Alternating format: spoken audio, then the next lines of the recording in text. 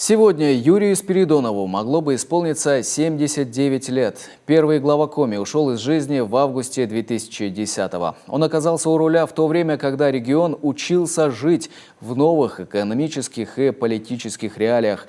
Именно годы перестройки и затяжной кризис стали эпохой Спиридонова. Жесткой рукой и личной харизмой ему суждено было сдерживать удары лихих 90-х, будь то задержка зарплат педагогам, недостроенная больница или ЧП на шахте. Все это он пропускал через себя и за все проступки подчиненных тоже сначала спрашивал себя. Делал часто заметки в рабочем блокноте. Одна из них, что показательно, с цитатой Высоцкого: «Можно играть на струнах гитары, но на мне никогда». Таким было и жизненное кредо Юрия Алексеевича. Жесткий, гордый и в то же время мягкий в общении с народом.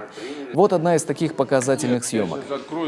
Его снял Владимир Уляшов, когда Спиридонов в статусе депутата Госдумы встречался с жителями деревни Бадьёльск. Вообще-то Роч. Роч Коми. По коме у меня специалист теща, 30 метров. Ну, первое, что она меня научила, она сама с Уснема, из Спасских. Вот. Это ее отец тут у вас расстрелян был. Это Спасские. Первое, что она меня научила, коми мунтатыш, поэтому я не знаю. В одном из своих последних интервью Юрий Алексеевич говорил, что время расставит все на свои места. И сегодня в обществе действительно произошла переоценка вклада личности Спиридонова.